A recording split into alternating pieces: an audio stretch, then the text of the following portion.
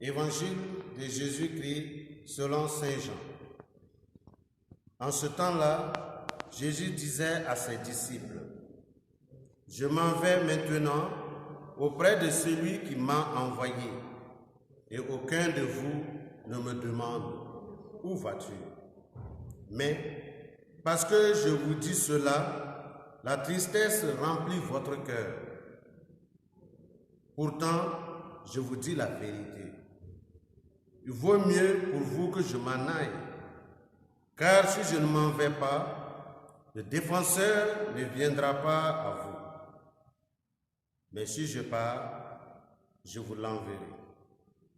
Quand il viendra, il établira la culpabilité du monde en matière de péché, de justice et de jugement.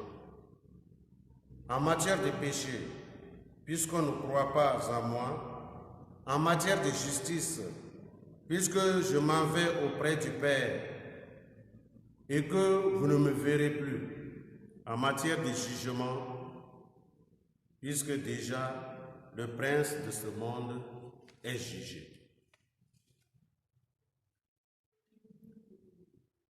Bien chers frères et sœurs, le temps de Pâques s'achemine lentement vers sa fin.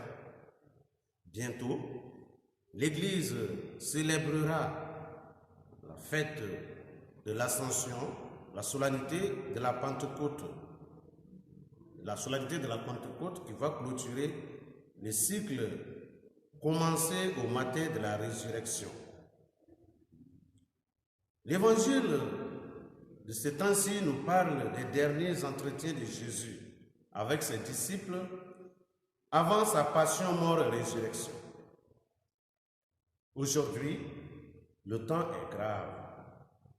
Et devant ce départ imminent, les disciples restent bouche bée, comme lorsque sur le quai du train ou à l'aéroport, on embrasse un être cher qui s'en va pour longtemps. Tant que Jésus était avec eux, il était une présence réconfortante. L'annonce de son départ étouffe toute autre réflexion. Plus tard, peut-être, ils arriveront à dominer leur tristesse pour comprendre la signification de ce départ, qui en réalité est un retour de Jésus auprès du Père.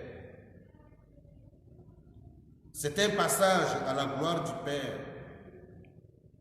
Ce départ sera à l'origine de l'effusion abondante de l'Esprit Saint. C'est votre intérêt que je parte, car si je ne m'en vais pas, l'Esprit Saint, le défenseur, ne viendra pas à vous. Mais si je m'en vais, je vous l'enverrai. Jésus, pendant son temps de présence sur la terre, a été une présence visible de Dieu. Mais cette présence, si utile pour nous, qui sont des êtres corporels et sensibles, était en même temps un écran, une limite. À cause de son humanité, à cause de son corps, Jésus était comme limité à un temps et à un lieu. Jésus ne pouvait pas faire tout ce qu'il devrait faire et il en avait conscience. Il est bon pour vous que je m'en aille. En envoyant l'Esprit Saint, l'Esprit de vérité, le défenseur, Jésus a conscience de multiplier sa présence.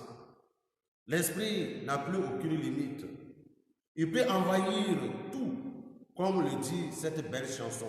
Ô Seigneur, envoie ton Esprit qui renouvelle la face de la terre. L'Esprit, c'est la présence secrète de Dieu, après la présence visible qu'a été Jésus. Mais le temps de l'Esprit Saint est aussi le temps de l'Église. C'est l'Église, c'est nous qui sommes devenus le corps du Christ. C'est nous qui sommes devenus sa visibilité. avec tout ce que cela comporte de limites et d'imperfections, mais aussi avec cette certitude que l'Esprit est là avec nous, animant toujours le corps du Christ. Ouvrons le cœur pour accueillir l'Esprit. Ouvrons le cœur pour que l'Esprit, en habitant en nous, nous pousse au large pour que notre vie puisse rendre toujours gloire à Dieu.